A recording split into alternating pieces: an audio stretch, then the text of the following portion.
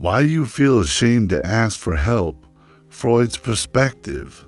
You know when you're struggling with something, maybe it's work, relationships, or just life in general, and you'd rather suffer in silence than ask for help. You've probably been told that being strong means not needing anyone, that independence is the ultimate goal. But here's the thing, Freud would completely disagree with that. In fact, he'd say that your shame around asking for help isn't about strength at all. It's about something much deeper happening in your mind, and once you understand it, you'll never see the struggle the same way again. Before we dive deep into this, hit that subscribe button. If you want to understand your mind and explore what Freud uncovered about human behavior, like this video, share it, and ring that bell, because we're about to unpack something that affects literally everyone. I'm here to translate Freud's complex theories into something you can actually use in your daily life. Today we're talking about why asking for help feels so impossibly hard, even when you desperately need it. This isn't just about being proud or stubborn. According to Freud, there are specific psychological mechanisms at work here, and they were probably programmed into you before you even knew what was happening. We're going to explore the key Freudian concepts, the superego and repression. By the end of this video, you'll understand exactly why your brain treats asking for help like some kind of moral failure, and more importantly, what you can do about it. The superego, your inner judge. Let's start with the superego.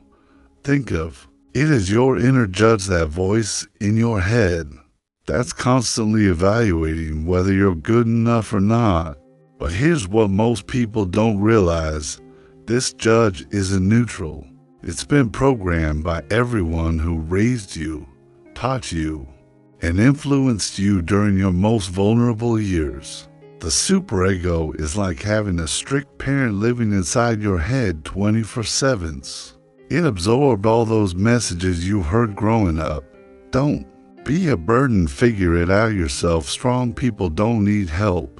You should be able to handle this now. Imagine you're drowning and someone throws you a life preserver. Your logical mind says grab it, but your superego screams, what will people think? You're supposed to be strong. This proves you're weak. Here's a modern example. You're overwhelmed at work. Deadlines are crushing you, and your colleague offers to help. Your immediate reaction, no, I've got it handled.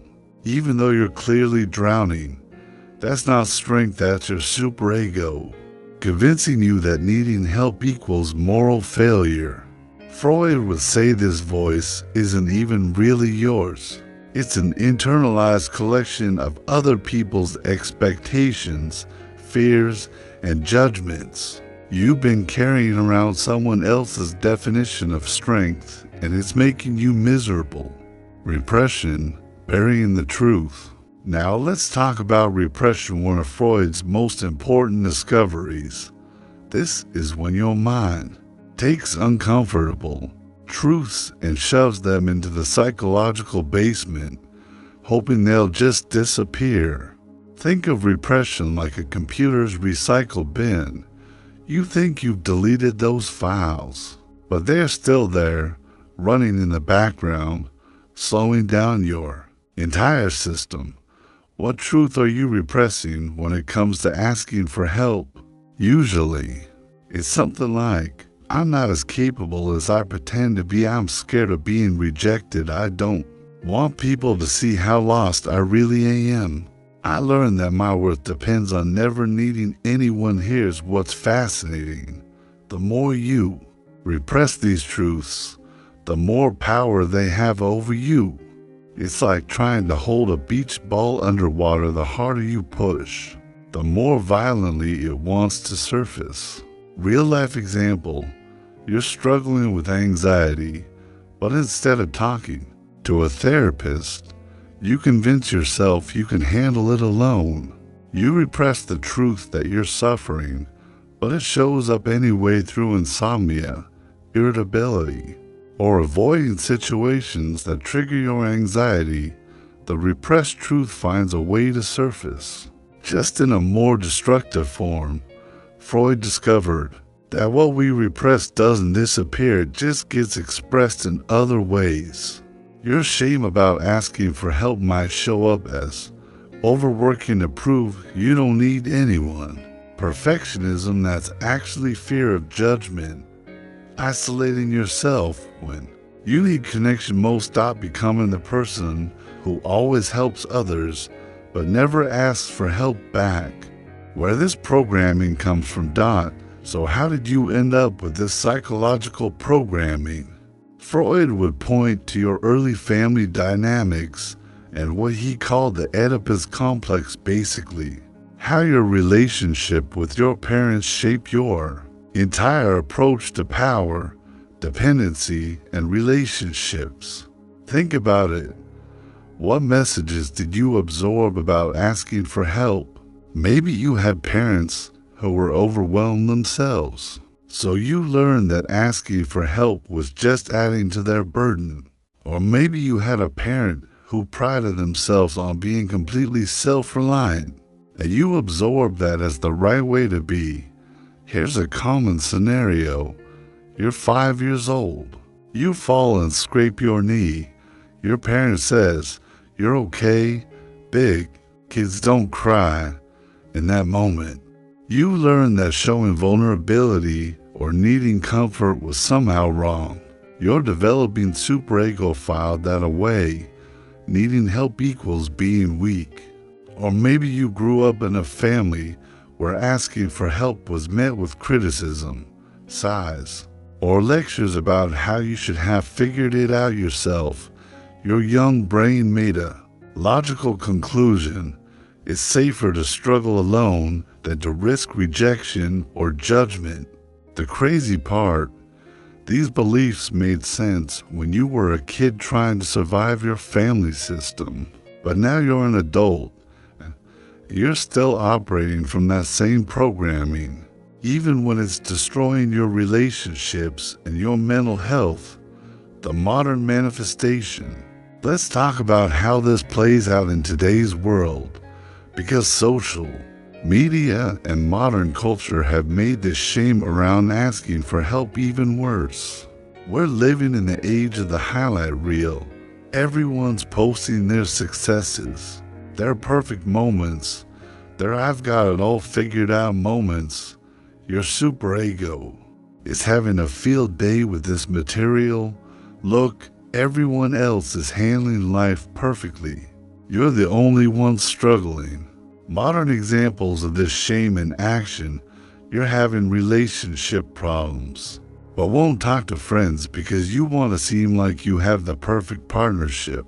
You're struggling financially, but won't ask family for help because you're supposed to be the successful one.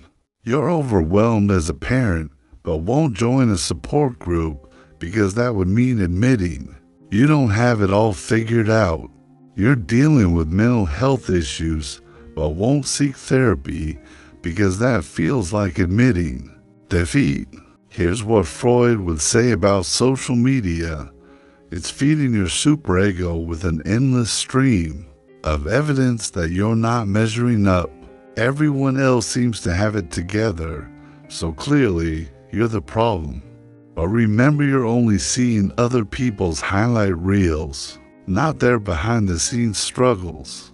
That person posting about their perfect life might be dealing with anxiety, depression, or relationship issues they'd never share online. The Freudian solution. So what would Freud suggest? How do you break free from this psychological prison you built around asking for help? First, recognize that your superego is not your friend. It's not protecting you, it's limiting you. That voice telling you that asking for help is weak. That's not wisdom. That's programming from people who probably had their own issues around vulnerability. Second, practice what Freud called making the unconscious conscious.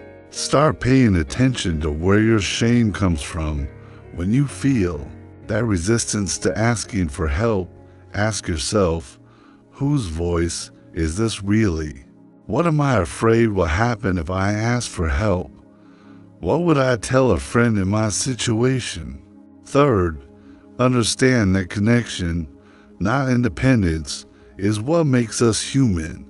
Freud believed that we're fundamentally social beings. The idea that we should be completely self-reliant is not only unrealistic, it's psychologically unhealthy. Fourth, start small. You don't have to revolutionize your relationship with help overnight. Ask for small things. Let someone carry your groceries. Accept when someone offers to help with a project. Notice how it feels, and notice that the world doesn't end.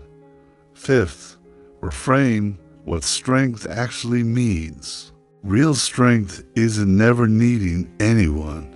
Real strength is being secure enough in yourself to be vulnerable when necessary.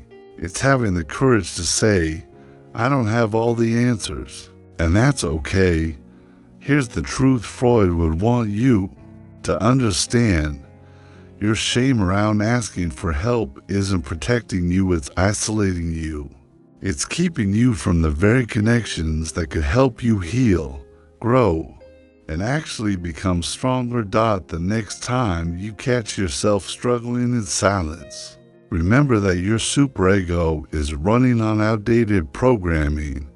You're not 5 years old anymore, trying to prove you're a big kid. You're an adult who deserves support, connection, and help when you need it. And here's the beautiful irony. The moment you start asking for help, you'll discover that most people actually want to help. It makes them feel useful, connected, and needed.